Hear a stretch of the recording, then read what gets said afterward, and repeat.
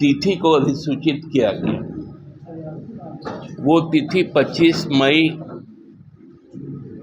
होगी, जो देश में आगामी वर्षों में संविधान हत्या दिवस के रूप में मनाया जाएगा। दुनिया के सबसे बड़े लोकतंत्र और उस लोकतंत्र का जो बुनियादी ढांचा है और हमारे जो समाज के नियम कानून आइन, उसकी जो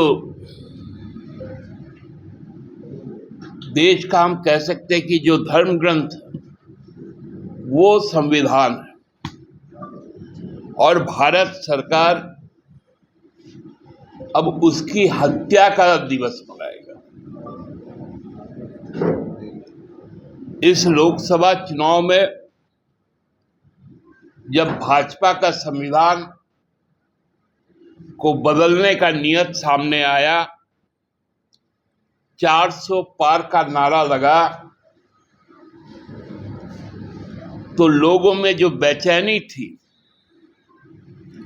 वो 303 से उतरकर 240 पर आ गई। और यही बौखलाहट है कि भारत सरकार, जो भारतीय जनता पार्टी के नेतृत्व में है, उन्होंने 25 जून को संविधान हत्या दिवस के रूप में घोषित किया। अजीब विडंबना है, जिस संविधान को हम पूजते हैं, भाजपा अब उस संविधान की हत्या करना चाहता है। पहले बदलने की बात हुई थी, उनका जो संदर्भ बताया गया कि 25 जून 1975 में जो संविधान की ही धारा 352 का उल्लेख करते हुए देश में आपातकाल लगाया गया था।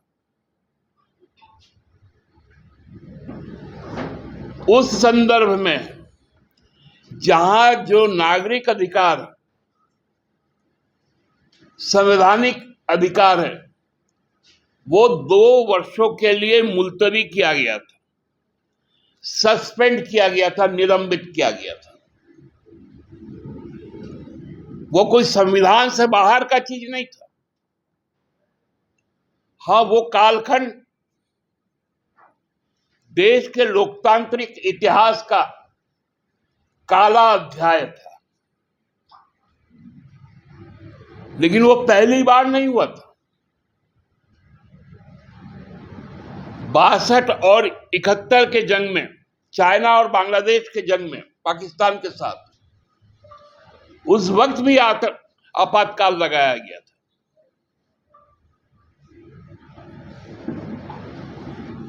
भारतीय जनता पार्टी ने उसी संविधान के तहत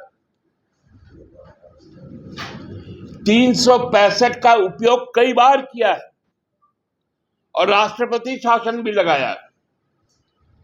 वो भी एक तरह से आपातकाल ही होता है। तो वही संविधान की हत्या,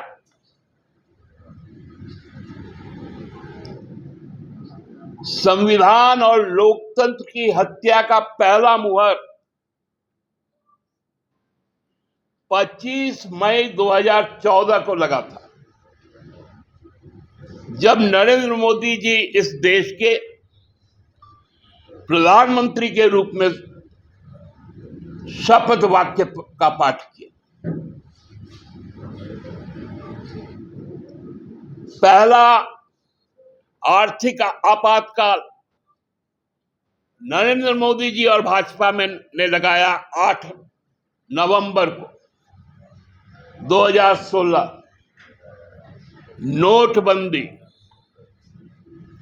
वो आर्थिक आपातकाल था, जब सबसे बड़े संख्या में, लाखों के संख्या में लोग बेरोजगार कर दिए गए।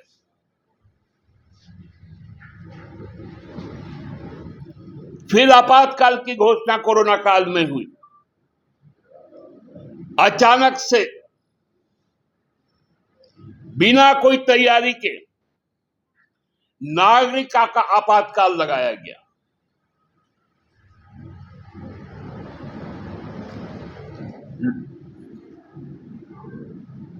संपूर्ण लॉकडाउन के तहत लाखों लोग विवश हुए मरने को, ट्रेन से कटकर किसानों पर आपातकाल लगाया गया। 3 कृषि काले कानून लाकर 750 लोग शहीद हुए उस आंदोलन में, 13 महीने के आंदोलन में।